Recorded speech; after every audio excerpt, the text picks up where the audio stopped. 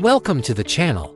Today, I will show you how to create a role in a Power BI report that will limit the data in the table rows to financial items such as direct costs and capex, but the total will not change.